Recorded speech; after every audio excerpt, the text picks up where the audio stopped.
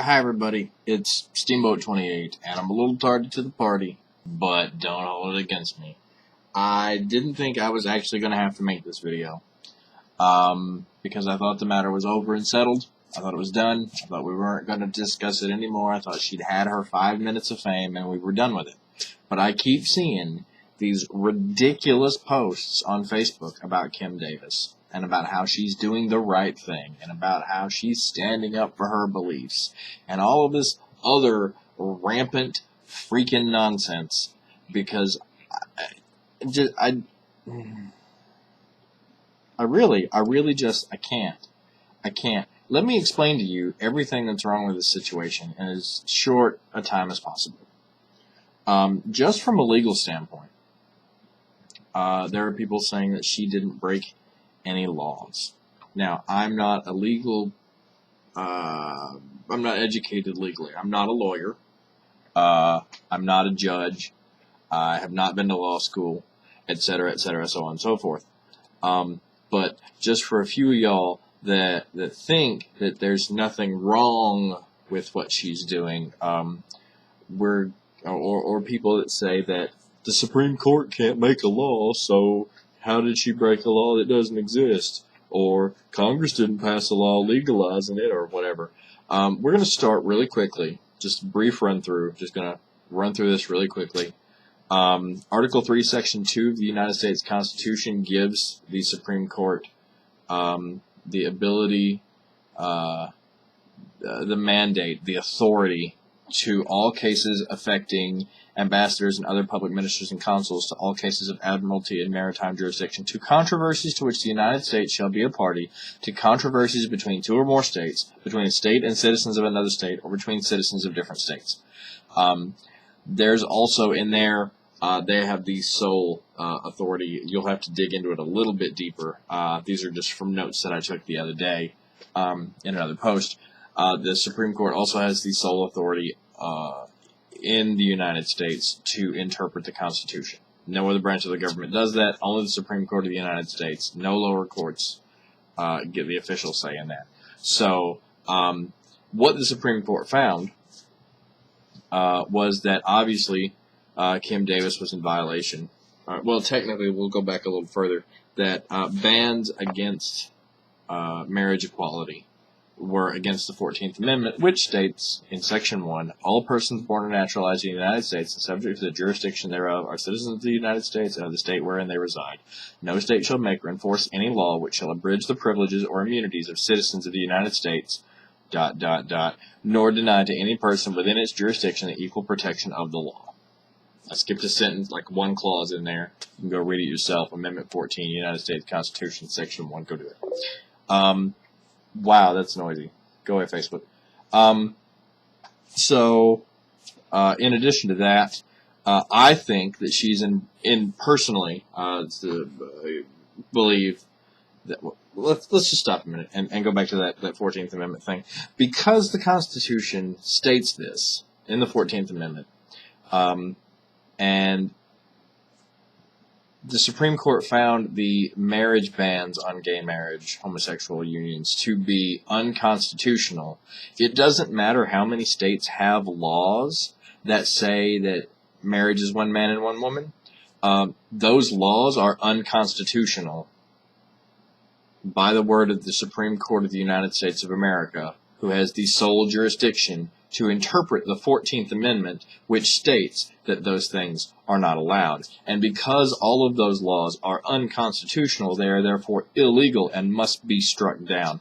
This is not the Supreme Court making a law. This is the Supreme Court saying that a law that exists is not a legal law. It cannot legally be made or enforced. It is, in fact, in violation of the law itself.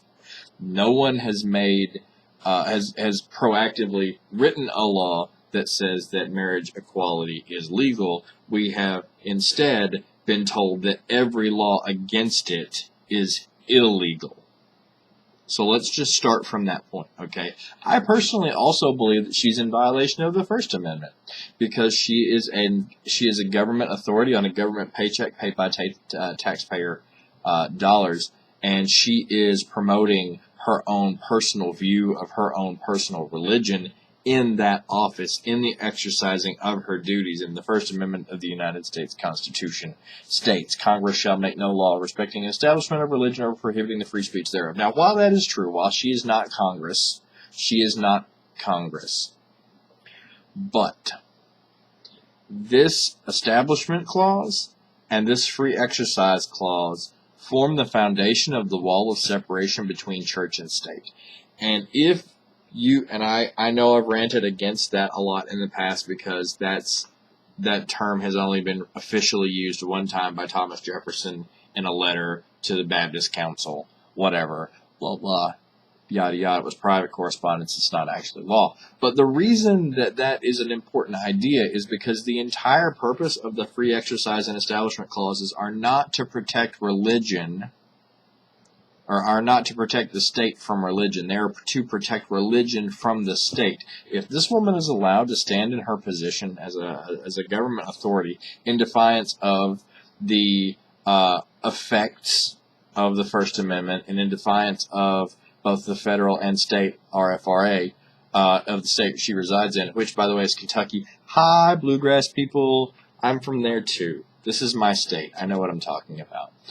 If she's allowed to do this from her point of, from her official stance as a government functionary, no matter how small or how meager her title is, that is infringing on the religious rights of literally everyone who does not religiously agree with her, everyone who does not hold the same beliefs as her tiny little sect.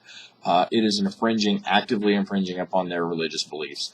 And to do so in a government office is to, in effect, flout the entire purpose, the spirit of the First Amendment, while she is not Congress, and it states Congress shall make whatever. I still believe that violates the spirit of the First Amendment, even if it doesn't violate the letter of the First Amendment. She's actually hurting religious freedom by upholding her religious freedom in this particular manner. In addition, we've discussed the court case, Obergefell versus Hodges, 576 U.S. You can go read that, go Google that. She's in violation of that. She's in violation of her own governor. Governor Beshear said that our county clerks took an oath as elected officials to uphold the Constitution of the United States and the Constitution of Kentucky and to provide important duties in their communities. The oath does not dictate what our clerks must believe, but it certainly prescribes how they must act in carrying out their duties as elected officials. Same-sex couples in Kentucky are now entitled to the issuance of a marriage license by every county clerk based on Friday's ruling by the United States Supreme Court. While there are certainly strongly held views on both sides of the issue, the fact remains that each clerk vowed to uphold the law regardless of his or her personal beliefs. I appreciate the clerks who are fulfilling their duties, issuing licenses to all couples, and I would expect others to execute the duties of their offices as prescribed by law and to issue marriage licenses to all Kentuckians. Thank you, Governor Beshear, for having sense. Thank you for knowing that this is a problem, that she can defy the law in this way. I appreciate you for that. Thank you. In addition, she's in violation, or she was in violation. She's no longer personally in violation. She was in violation of a court order. The U.S. Circuit Court of Appeal, the U.S. Court of Appeal, Sixth Circuit, at one point in time said it cannot be defensibly argued that the holder of the Rowan County Clerk's office, apart from who personally occupies that office, may decline to act in conformity with the United States Constitution as interpreted by a dispositive holding of the United States Supreme Court. There is thus little or no likelihood that the clerk in her official capacity will prevail on this appeal. And there is, in fact, someone asked me one time, point to the law that she has broken. Point to a single law that she has broken. All of those things before aside, Kentucky Revised Statutes, KRS 402.080, states that no marriage shall be solemnized without a license. Therefore, the license shall be issued by the clerk of the county. After that, it says the clerk of the county in which the female resides at the time. Unless this is all the gender-specific wording on that has not been updated to reflect the Supreme Court's decision recently, and therefore can be ignored. But the license shall be issued by the clerk of the county in which one of the spouses resides at that time. So it is literally her job, in the law, it is her job to hand out these marriage licenses. But let's go ahead and look at the religious standpoint, because that's really what I want to hit on. Because people are like, oh, it's religious freedom. It's religious freedom. It's not religious freedom. It's bigotry. It is non-biblical bigotry.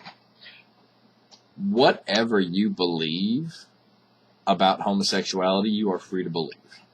If you think it's a sin, you're free to think it's a sin. If you think it's no big deal, you're free to think it's no big deal. If you think that it's some weird kind of evolutionary quirk mutation that's telling us that humans have overpopulated the planet, you're probably right. I just don't have any scientific evidence to back that up. There are a lot of us on this planet. It's getting a little crowded on this little marble.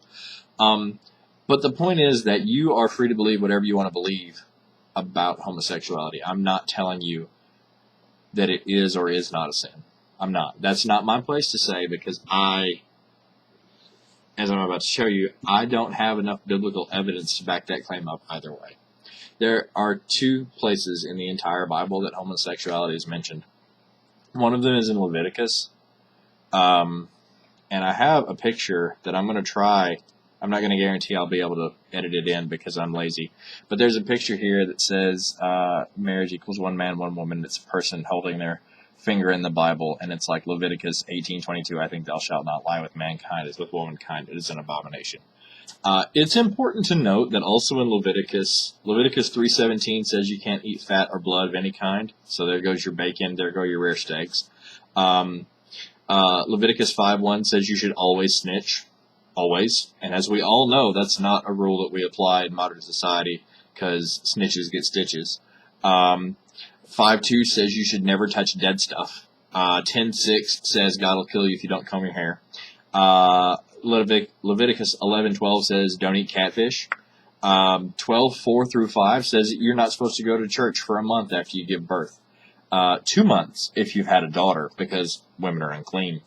19:9 through 10 says that you shouldn't gather all the crops on your field. You shouldn't gather everything that's in your field. If you grow crops, you're supposed to leave bits at the edges and anything that falls to the ground for the poor.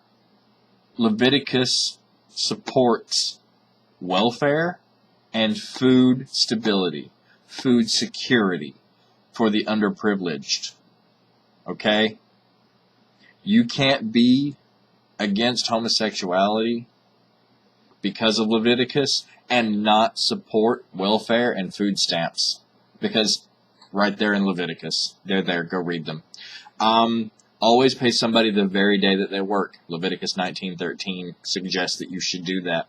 19:19 says you're not supposed to plant two different kinds of crops in the same field, or wear two different kinds of materials in your clothes. You're not supposed to mix wool and linen, for example.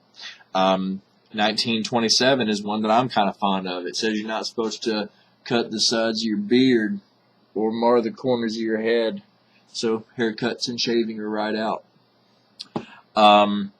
23:3 says you should never work on holy days. Well, the problem with that is everybody's got Sunday off now, but this is the Old Testament, so it's the Sabbath. So it's probably Saturday, because that's when Jews celebrate it. And Jesus was Jewish, in case you missed the memo. Leviticus 25:23 says you shouldn't sell land. I mean, these are all things that we do every day, all the time. Well, some of them are once a week, because it's a certain day of the week thing. These are things we do all the time. You're not allowed to grab one piece of the old law and hold it up and say, well, no, I got this. Right? And then some of you will say that, oh, we're still under the old law, because Christ said, I didn't come to... some of you will say that Christ said, I did not come to abolish the old law, but to fulfill it. And that's true. But some of you will also be hypocritical and say that we're not really under the old law, but you'll still pull this stuff up from Leviticus. So you need to make your mind up. Are we or not? To be truthful with you, Christ did say that he came to fulfill the law, not to abolish it. That was for Jews. We are Gentiles. Most of us Christians are Gentiles. Gentiles don't follow the same rules. We are grafted spiritually onto the tree. So, sorry, deal with it. We're throwing that right out. going a little farther, the only place in the New Testament that it's mentioned is in the Pauline epistles, I think. Unless you count one verse in Revelation that can be read like 19 different ways, that uses the word effeminate, which, I mean, in my opinion, I don't know if you've seen gay people recently. Some of those dudes are not what I would call effeminate. They make Arnold Schwarzenegger look small.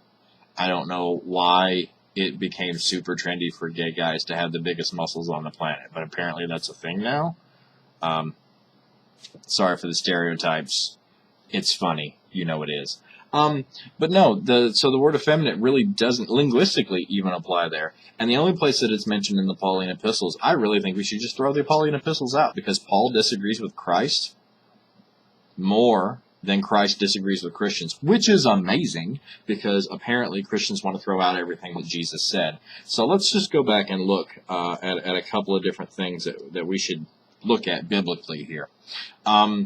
Matthew 7, 1 through 5 says, "Judge not, lest ye be judged." I don't know if you guys remember that one or not. That's kind of a big deal.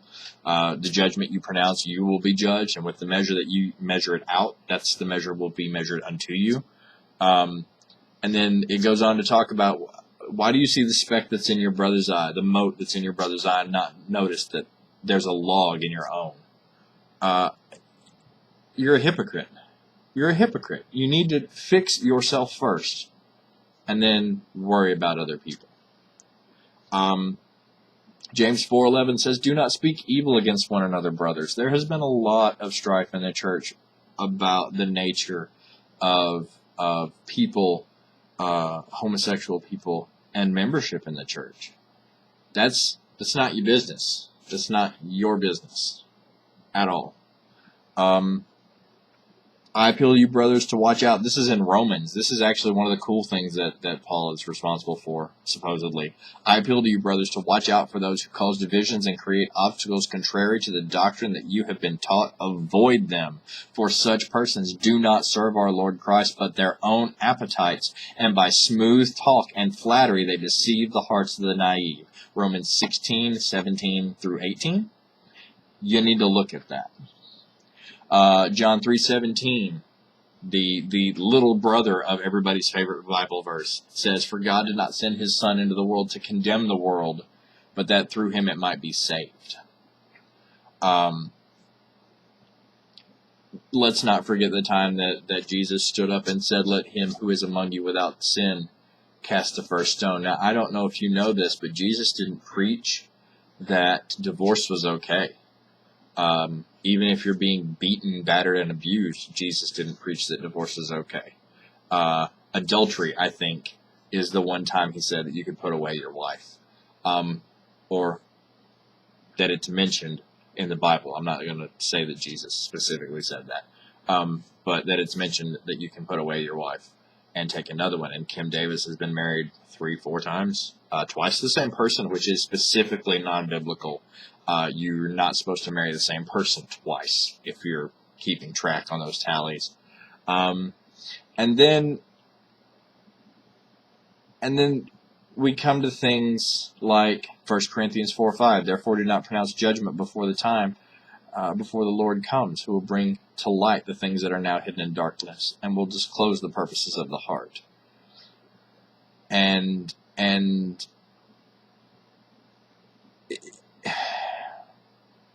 it's really disheartening. It's really disheartening to see things like that, when we're told that the greatest commandments are to love the Lord thy God with all thy heart, all thy soul, and all thy mind. And the second is to love thy neighbor as yourself.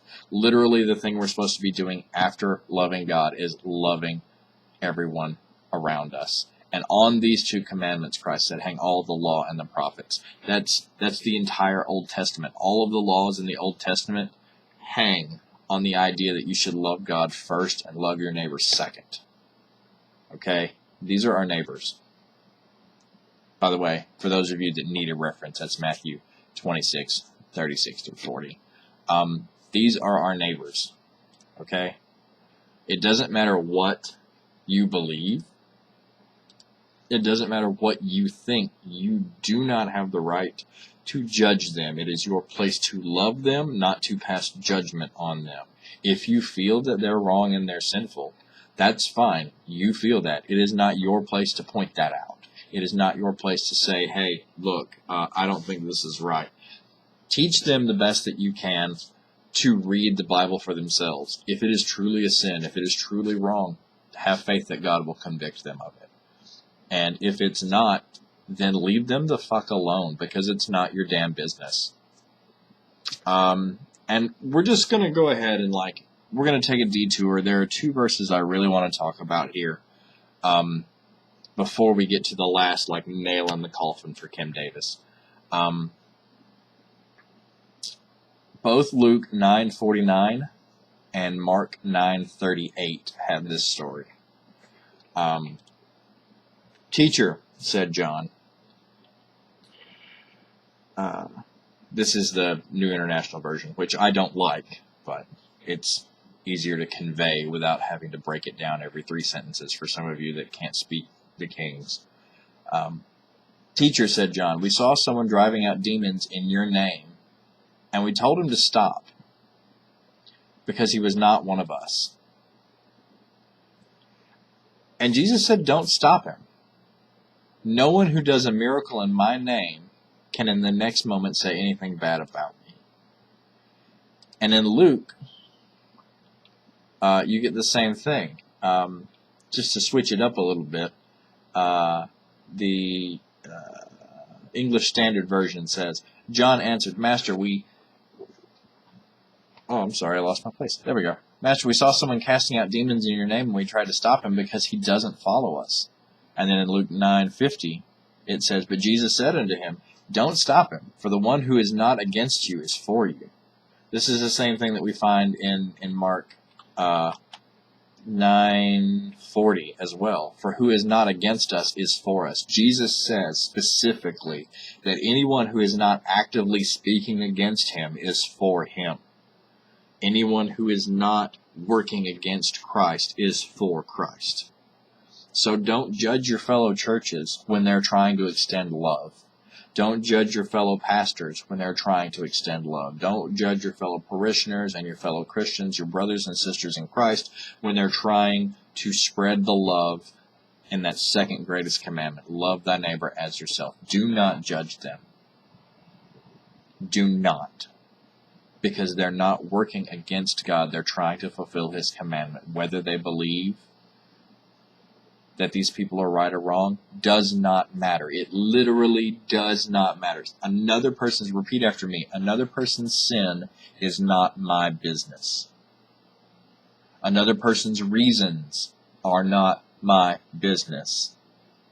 Every single law, every single rule, every single commandment is given to you, for you to uphold, not for you to police your brothers and sisters in religion. Are you hearing me, Christians? You're not told the law so that you can police others on their adherence to it. You're told the law so that you will obey it. Your job as part of that law is to love other people, to extend to them kindness, forgiveness, and shelter. Okay? True and undespoiled religion is to go and visit the widows in their affliction, and you're told in the Great Commission to go out and feed the hungry and clothe those who are naked and to heal the sick and to cleanse out lepers and to cleanse lepers and to cast out demons and to raise the dead. This is small potatoes. There are people that need food. There are people that need shelter. There are people that need clothing. There are people that need understanding and companionship, counseling, friendship, and love. There are people that need all of these things more than we need to be policing what we believe, our interpretation of the Scripture. Do you understand me? That's what this is about. There are so many other things that the church should be worried about other than this, other than her eye of the tiger tearful rant while other people are getting voters off of what she believes is the right thing to do when it's completely non-biblical. Because, here's that nice little home run. 1 Peter 2:13 through 16. Submit yourselves to every ordinance of man for the Lord's sake, whether it be to the king as supreme, or unto governors, as unto them that are sent by him for the punishment of evildoers, and for the praise of them that do well. For so is the will of God, that with well-doing you may put to silence the ignorance of foolish men, as free, and not using your liberty for a cloak of maliciousness, but as the servants of God.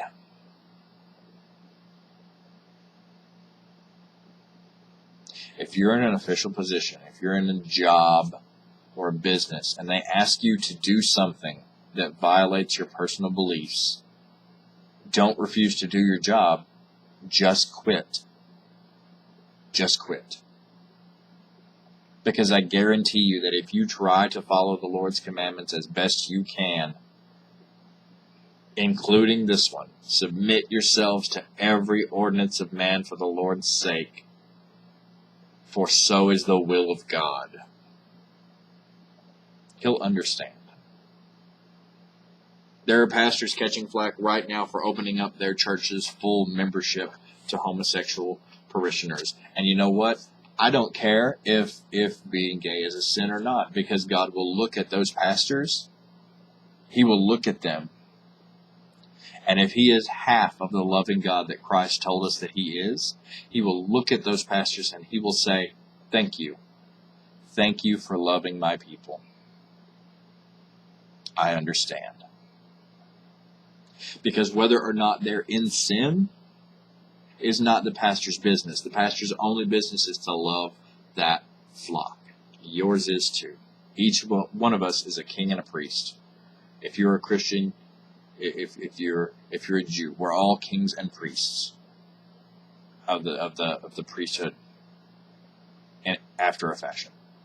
Especially Christians who believe that the temple veil was rent and that we now have free and full access to God through Christ, our only high priest. Love people. Be kind to people. That is the second greatest commandment. And in doing so, you will prove the first. If you love people as much as or more, for some of us who can't stand who we are, if you love yourself, and if you love other people as much or more than you love yourself, you will show your love of God.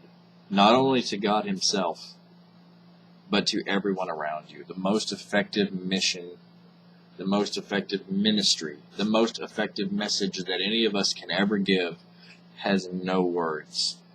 It is simply the display of loving kindness to other people that Christ gave to us. In other words, to paraphrase one of my favorite images on the internet, the world's shortest Bible has one commandment. Don't be a cunt.